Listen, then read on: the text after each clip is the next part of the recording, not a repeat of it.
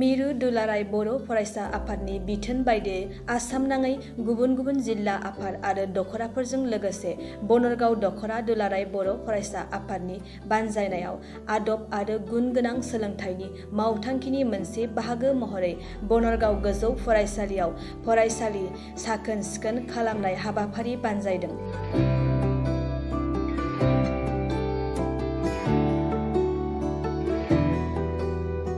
बे फरायसालि साखोन सिखोन खालामनाय हाबाफारियाव गाहाय आलासि महरै बाहागो लानानै बेखेवनानै होयो मिरु एबसुनि बुंथिगिरि जनक उजिरा।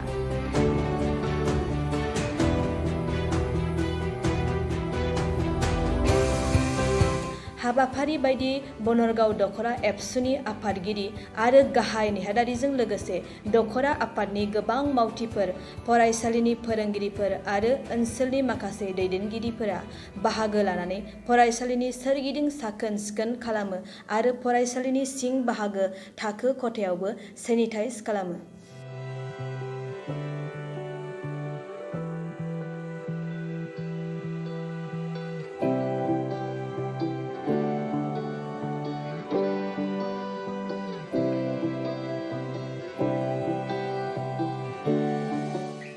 गिबियावनो बड'सा निउस चेनेलनिसिम गोजोननाय जासिग्रोनाय थाबाय।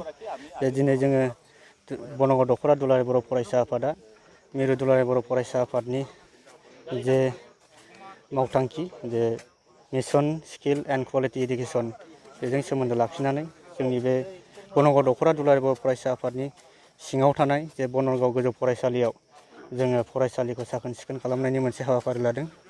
बे हाबाफारि बायदियैनो जोङो दिनैहायनि बे हाबाफारिखौ जोङो मावफुंगासिनो दङ आरो जोङो आसा खालामदों जे गोबाव सम स्कुला बन्द' थानाय हिसाबै गोबां फरायसालि बेहाय लेथ्रा जानानै दङ। जोङो गोबां बे लेथ्रा जानाय जायगाफोरखौ साखोन सिखोन खालामगासिनो दङ।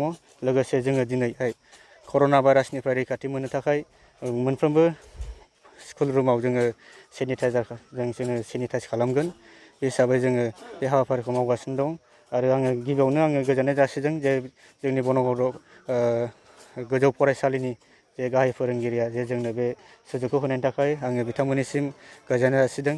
जे जोंनि दुलाराय बर' फरायसा आफादनि जे बिथोन बायदियै दिनै गासिबो जिल्ला आरो दख'राफोराव जे दिनैनि बे साखोन सिखोननि हाबाफारि बेखौ जोङो लादों। बे हिसाबै जोंनि बनरगाव दख'रा दुलाराय बर' फरायसा आफादाबो दिनैहाय जोंनि जे बनरगाव दख'रानि सिङाव थानाय बनरगाव गोजौ फरायसालियाव जे साखोन सिखोननि हाबाफारि जोङो बेखौ लादों आरो बेबायदिनो दिनैनि जे साखोन सिखोन खालामनायनि गेजेरजोंनो जोङो ओनसोलनि गासैबो रायजो राजा आरो फोरोंगिरि आरो स्कुल मेनेजिं कमिटिनि गासैबो दैदेनगिरिफोरजों मोजां सोमोन्दो लाखिलायनो हागोन जोङो बेखौ आसा खालामदों।